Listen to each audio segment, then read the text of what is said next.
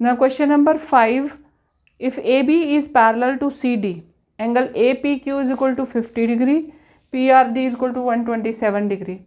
Diagram आपके सामने होगा फिगर में। अब आप देखो ध्यान से, हमें पूछा गया है x और y की वैल्यू पूछी गई है, ठीक है। अब ये तो x y तो आ गया एक ट्राइंगल के अंदर। अब सबसे पहले हमें जो वैल्यू निकालनी है, APQ की वैल्यू हमें गिवन है 50 डिग्री, और y की वैल्यू निकालने के लिए हमें क्या करना है, हमारे पास में QPR की वैल्यू यानी कि y की वैल्यू कैसे आएगी। देखो AB पैरेलल्स हैं, AB और CD पैरेलल्स हैं, ठीक है। उसमें आपको दे रखा है एंगल PRD की वैल्यू 127 डिग्री है। तो एंगल APR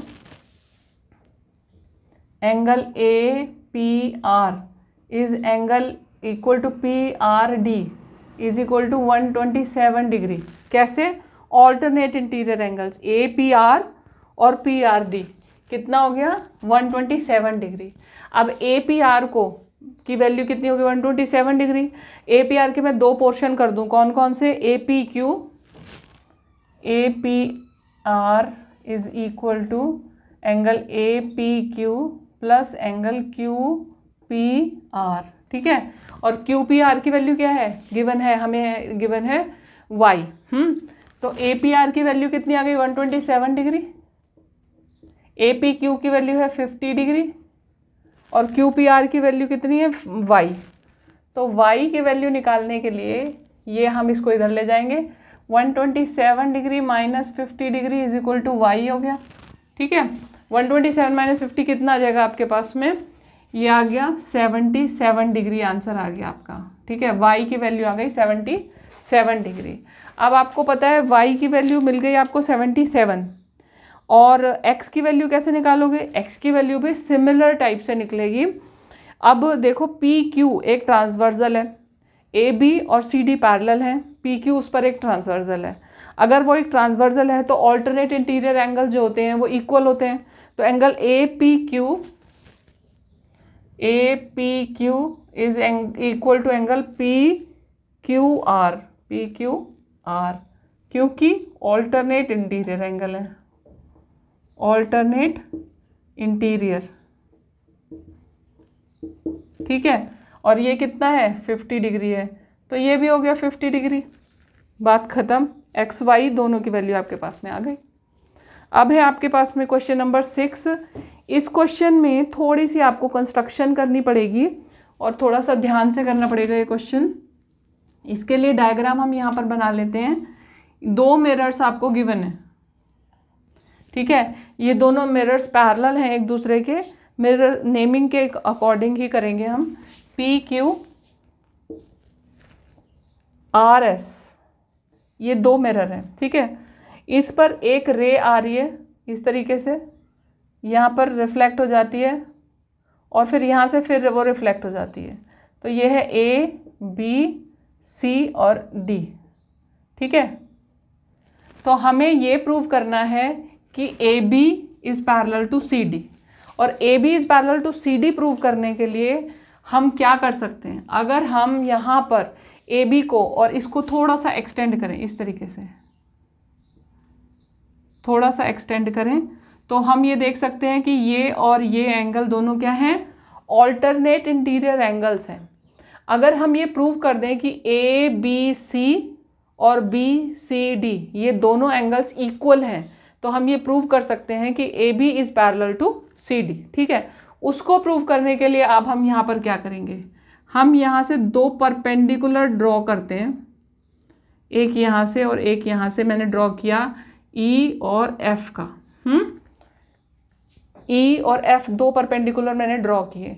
अब यहाँ पर आप ध्यान से देखो कि एक मिरर है, मिरर पर एक जो लाइन कोई रे जाकर टकराती है, तो उसका जो एंगल ऑफ रिफ्लेक्शन है वो एंगल ऑफ इंसिडेंट के बराबर होता है, ठीक है। Angle of incidence is equal to angle of reflection.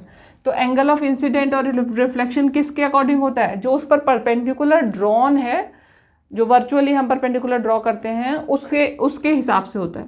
तो angle ABE is equal to angle EBC, क्यों, क्योंकि angle of incidence is equal to angle of reflection.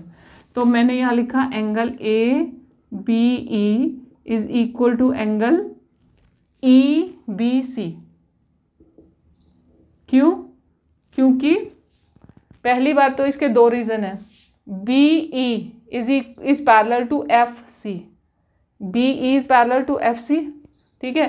तो ये एंगल इज इक्वल टू ये एंगल है, वो हम बाद में देखेंगे, पहले इधर देखते हैं। Angle A B E is equal to angle E B C. क्यों है ये? एंगल ऑफ इंसिडेंट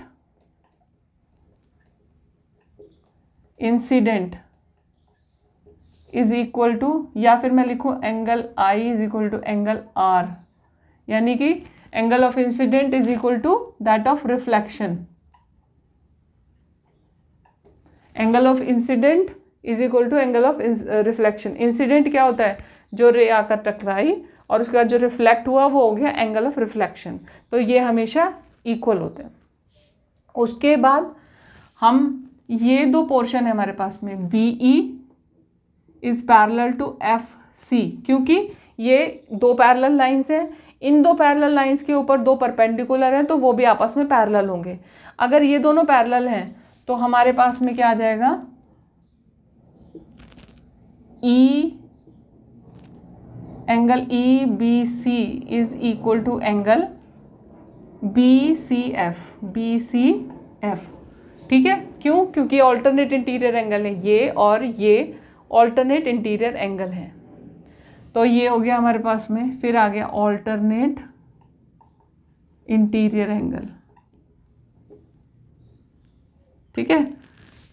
अब दो चीज़ें हो गई, A B E is equal to E B C, फिर E B C is further equal to B C F. Now B C F is equal to F C D, B C F is equal to F C D. क्यों?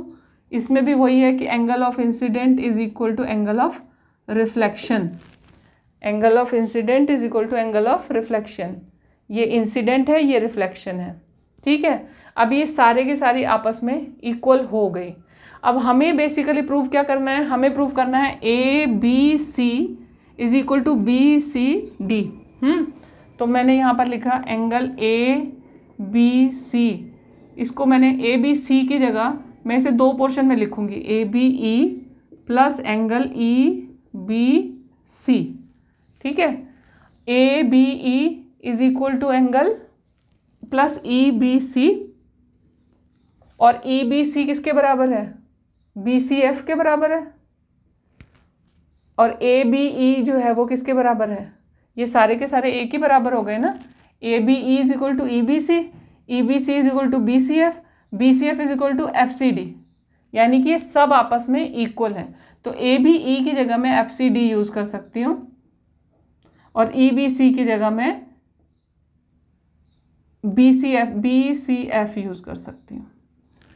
देखो ए B ये इसके बराबर है, ये इसके बराबर है, ये इसके बराबर है, तो ये और ये भी बराबर हो गए, यानी चारों एंगल आपस में बराबर है। तो हम यहाँ पर जो चाहे एंगल सब्सटीट्यूट कर सकते हैं। तो हमने A B E plus E B C is equal to B C F plus F C D बना दिया इसको, ठीक है। तो ये दोनों हो गए इक्वल। अगर ये दोनों इक्वल हो गए तो ये क्या बन गया? A B C is equal to angle B C D, और ये दोनों क्या है? ये ऑल्टरनेट इंटीरियर एंगल्स हैं, alternate interior angles for A B and C D. Hence A B is parallel to C D.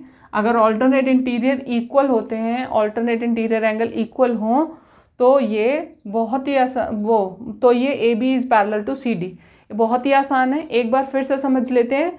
A B ये angle of reflection is angle of incidence is equal to angle of reflection, ठीक है। ये दोनों equal हैं। Similarly यहाँ पर भी angle of incident, angle of reflection, ये दोनों भी इक्वल हैं। अब ई बी ई और एफ सी ये दोनों पैरेलल लाइंस हैं, ये दोनों पैरेलल हैं, इसीलिए इनके जो ऑल्टरनेट इंटीरियर एंगल हैं वो भी इक्वल है। अब ये इसके इक्वल है, ये इसके इक्वल है और ये इसके इक्वल है, तो यानी कि चारों इक्वल हैं आपस में। हम किसी की जगह भी कुछ भी रख सकते हैं। This plus this is equal to this plus this बना दिया और फिर हमने उसे इक्वल प्रूव कर दिया, क्योंकि चारों ही इक्वल है। कोई सा भी सब्स्टिट्यूट करके हम एंगल बना सकते हैं और उसके बाद में हमें उसे इक्वल प्रूव करना है। तो हमने इक्वल प्रूव कर दिया। ऑल्टरनेट इंटीरियर एंगल अगर इक्वल होते हैं तो जो रेज हैं वो पैरेलल होती ही हैं। तो आपका ये प्रूव हो गया।